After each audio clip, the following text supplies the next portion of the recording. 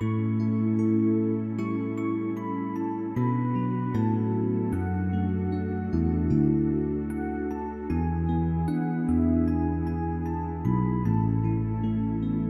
여러분, 안녕하세요.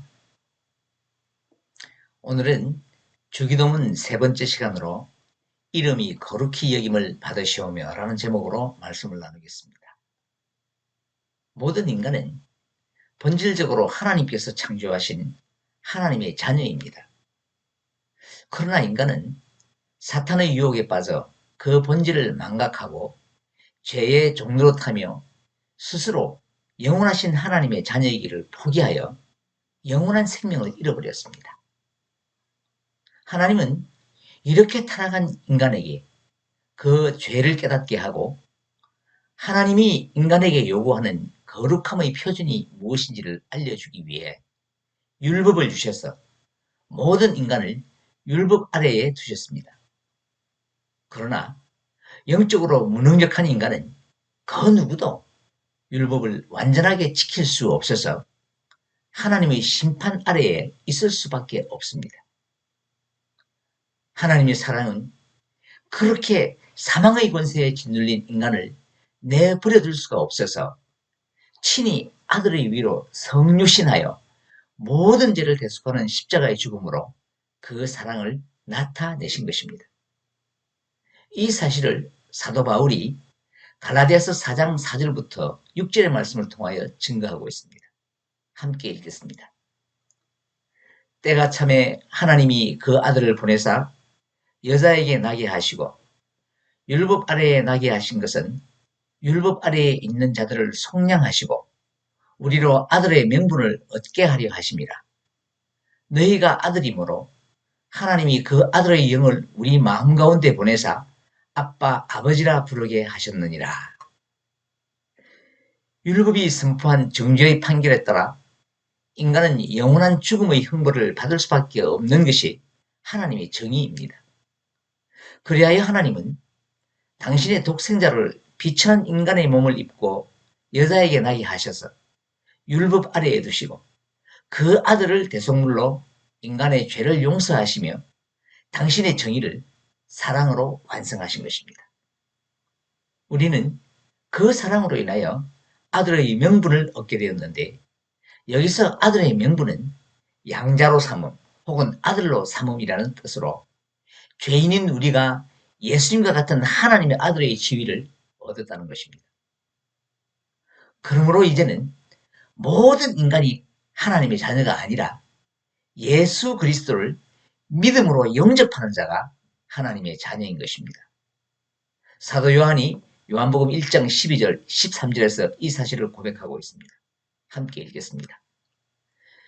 영접하는 자, 곧 그 이름을 믿는 자들에게는 하나님의 자녀가 되는 권세를 주셨으니 이는 혈통으로나 육정으로나 사람의 뜻으로 나지 아니하고 오직 하나님께로부터 난 자들이니라. 그래서 성도가 하나님을 아버지라고 부르며 기도할 수 있으며 예수님이 친히 우리에게 하늘에 계신 우리 아버지라고 불러서 기도하라고 가르치신 것입니다. 하늘에 계신 우리 아버지라는 부름의 의미에 관해서는 지난 시간에 살펴보았는데 여기에는 친근한 아버지와 초월적인 하나님이라는 이중적인 의미가 포함되어 있습니다. 하나님은 은혜와 자비를 베푸시는 친근한 아버지이시지만 그 친근함만으로는 우리 기도의 대상이 될 수 없습니다. 하늘에 계시는 초월적인 분이시기 때문에 가능한 것입니다. 그러므로 우리는 그 초월적인 하나님을 아버지로 부를 수 있는 것에 감사하며 항상 깊은 경외심으로 하나님 앞에 나아가야 하는 것입니다. 서두에서 잠깐 언급한 바와 같이 본래 인간은 하나님의 자녀로서 결핍이 없는 존재였습니다. 그런데 사탄의 유혹으로 죄를 범한 후 하나님과 단절됨으로 인하여 결핍의 존재가 되어버린 것입니다. 시간의 결핍으로 영원성을 잃어버렸고 지혜와 능력 등의 결핍으로 모든 고난이 온 것입니다. 이러한 인간의 결핍은 오직 이 땅에 하나님 나라가 실현되어 인간이 완전하신 하나님의 통치 아래에 있을 때에 해결되는 것입니다. 지난 시간에 말씀드린 바와 같이 주기도문의 6가지 기원은 크게 2가지로 하나님에 대한 기원과 우리를 위한 기원으로 구성되어 있습니다. 그런데 우리를 위한 기원은 하나님 나라가 도래하여 우리가 완전하게 하나님의 통치 아래 거하게 되면 해결되는 문제이기 때문에 주기도문의 중심은 하나님 나라의 도래에 있다고 말할 수 있습니다. 그래서 주기도문은 우리가 평소에 드리는 기도와는 순서가 다른 것입니다. 우리는 기도할 때 우리에게 필요한 것을 먼저 구하지만 주님께서는 기도를 받으시는 하나님이 최우선이라고 주기도문을 통해서 가르쳐 주신 것입니다. 예수님은 그 중에서 이름이 거룩히 여김을 받으시오며 라는 기도를 제일 먼저 하라고 하셨는데 헬라어 성경을 지역하면 당신의 그 이름이 거룩히 여김을 받으소서입니다. 우리 성경에는 당신이라는 말을 번역하지 않았지만 헬라어 원어 성경에는 후반부 세 기도에 모두 우리라는 말이 있는 것과 대조하여 전반부 3가지 기도에 모두 당신이라는 단어를 사용하고 있습니다. 이것은 다른 어떤 존재도 그 자리를 대신할 수 없는 하나님 당신이라는 의미를 강조한 것입니다. 여기서는 그 하나님 당신의 이름이 거룩하게 되어야 한다는 것입니다. 우리가 일반적으로 부르는 이름은 단순히 어떤 사람을 부르는 호칭만이 아닙니다. 예를 들면 저를 아는 분들이 저의 이름을 부를 때 최광호라는 글자 자체가 지닌 뜻은 중요하지 않습니다. 말로 잘 표현할 수는 없지만 각자가 떠올리는 저의 어떤 특성들이 합쳐진 하나의 이미지인 것입니다. 그러므로 이름은 그 존재의 인격을 나타내는 것이라고 할 수 있습니다. 마찬가지로 하나님의 이름도 인간들에게 나타나 보여진 하나님의 존재와 본질 전체를 의미하는 것입니다. 구약성경 출애굽기 3장을 보면 하나님이 모세에게 이스라엘을 애굽에서 인도하여 내라고 하셨을 때 모세가 백성들이 하나님의 이름이 무엇이냐고 물으면 내가 무엇이라고 그들에게 말하리까? 라고 하나님께 질문을 합니다.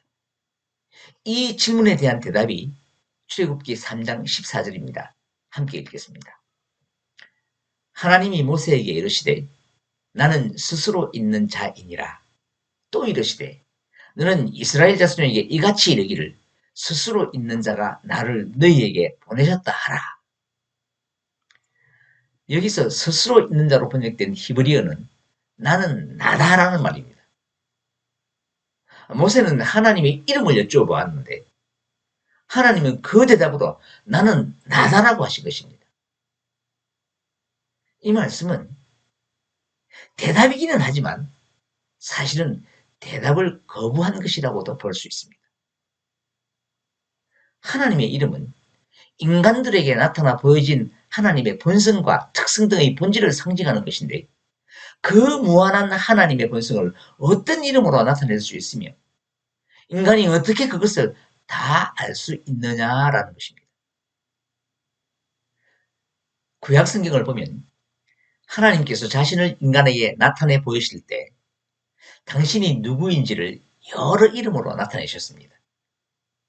아쉽게도 우리 성경에는 그 하나님의 이름을 여호와 혹은 하나님으로만 번역했는데 히브리어 성경에 등장하는 하나님 이름은 참 많습니다. 그리고 그 이름마다 하나님의 존재에 대한 의미를 담고 있어서 우리는 그 이름을 통해서 하나님이 어떤 분이신지를 부분적으로 깨달을 수 있는 것입니다.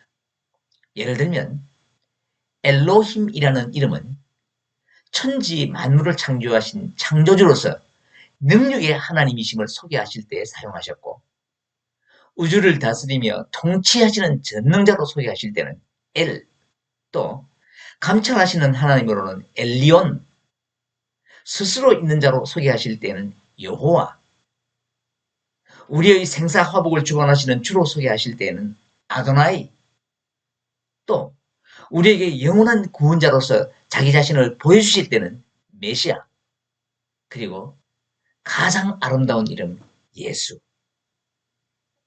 이 외에도 많은 이름이 있습니다. 이렇게 하나님은 자신의 존재를 이름에 담아서 우리에게 알게 하셨습니다.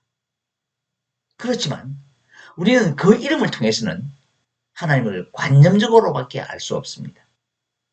실제적인 하나님은 오직 체험을 통해서만 알 수 있습니다. 그래서 하나님이 떨기나무 가운데서 모세를 부르실 때에 나는 내 조상의 하나님이니 아브라함의 하나님, 이삭의 하나님, 야곱의 하나님이니라 라고 당신을 소개하신 것입니다. 그의 조상들인 아브라함과 이삭과 야곱이 체험한 하나님이라고 하신 것입니다. 그래서 아브라함이 모리아산에서 이삭을 번제로 드리려 할 때 하나님께서 그 대신 양을 준비해 주심을 체험하고 여호와 이레라고 불렀고, 모세는 도저히 이길 수 없는 아말렉과의 전투에서 승리하게 하신 하나님을 체험하고 여호와 니시라고 불렀던 것입니다. 물론 보통 사람의 이름에도 그 글자 자체에 어떤 의미가 있기는 합니다. 그러나 그 이름이 그 사람의 인격과 일치하거나 일치하지 않거나 하는 것은 별로 문제가 되지 않습니다. 그런데 하나님에게는 그 이름이 곧 하나님이십니다. 예를 들면 사도행전 3장에 나오는 성전 미문의 안전뱅이를 베드로와 요한이 고칠 때에 은과 금은 내게 없거니와 내게 있는 것으로 내게 주노니 곧 나사렛 예수 그리스도의 이름으로 일어나 걸어라고 했는데, 그 이름 자체가 바로 하나님이시라는 것입니다. 우리 레위기 24장 16절을 함께 읽겠습니다.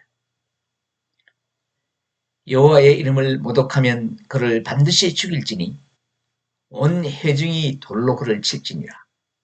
거류민이든지 본토인이든지 여호와의 이름을 모독하면 그를 죽일지니라. 이처럼 하나님의 이름이 하나님의 존재이시기 때문에 그 이름을 모독하면 누구를 막론하고 사형에 처한다는 것입니다. 또 율법을 대표하는 십계명도 3계명이 여호와의 이름을 망령되게 부르지 말라입니다. 이처럼 하나님의 이름은 하나님 자신에게는 절대적이라는 것을 우리는 알아야 합니다. 주기도문의 첫 번째 기원이 바로 그 이름이 거룩히 여김을 받는 것입니다. 자, 그렇다면 우리가 이 기도를 드리는 것이 하나님이 거룩하지 않아서입니까? 그렇지 않습니다. 하나님은 우리의 기도와 상관없이 스스로 완전하게 거룩하신 분이십니다. 에스겔서 36장 23절을 보면 에스겔 선지자가 하나님으로부터 받은 말씀을 이스라엘 백성들에게 전하는 내용이 기록되어 있는데, 그 중에 나의 큰 이름을 내가 거룩하게 할지니 라는 말씀이 있습니다. 즉 하나님의 이름을 거룩하게 하고 영광을 드러내는 진정한 주체는 바로 하나님 자신이라는 말씀입니다. 여기서 거룩하다는 말은 히브리어로는 코데시라고 하고 헬라어로는 하기오스라고 하는데, 모두 구별하다는 뜻으로 하나님이 거룩하시다는 것은 세상에 있는 어떤 것과도 구별되시는 하나님 존재의 초월성을 의미하는 것입니다. 그러므로 이름이 거룩히 여김을 받으시오며 라는 이 기호는 우리 안에서 하나님의 이름이 거룩하게 되실 것으로 고백하는 신앙 고백입니다. 다시 말하면 우리의 삶을 통해 구별된 하나님의 이름이 드러나서 그 영광이 온 세상에 비추어질 수 있도록 우리를 거룩하게 구별해 달라는 기원인 것입니다. 그런데 하나님은 이미 우리를 거룩하게 구별하셨습니다. 다만 우리가 거룩하게 살지 못할 따름입니다. 우리 출애굽기 19장 5절 6절을 함께 읽겠습니다. 세계가 다 내게 속하였나니 너희가 내 말을 잘 듣고 내 언약을 지키면 너희는 모든 민족 중에서 내 소유가 되겠고, 너희가 내게 대하여는 제사장 나라가 되며 거룩한 백성이 되리라. 너는 이 말을 이스라엘 자손에게 전할지니라. 이스라엘 자손들이 출애굽한 지 3개월이 되는 때에 시내산에 머물고 있었는데 그때 하나님이 모세를 불러 일방적으로 이스라엘 백성과 선민 언약을 맺은 내용입니다. 간단하게 말하면 하나님은 이스라엘의 하나님이 되시고 이스라엘은 하나님의 거룩한 백성, 즉 구별된 백성이 된다는 것입니다. 성도는 영적인 이스라엘로 하나님의 거룩한 백성으로 택함을 입은 자들입니다. 우리가 잘나서가 아닙니다. 하나님의 일방적인 사랑의 언약으로 된 것입니다. 자, 그런데 이 언약에는 너희가 내 말을 듣고 내 언약을 지키면이라는 한 가지 조건이 붙어 있습니다. 즉 하나님의 언약을 지키는 그것이 바로 세상과 구별된 것이며 거룩함이라는 것입니다. 그렇다면 우리는 큰일 났습니다. 하나님이 지키라고 주신 계명이 너무 많습니다. 그 계명을 지배한 것이 십계명인데 그것을 완벽하게 지키려는 사람이 과연 이 세상에 있을까요? 없어요.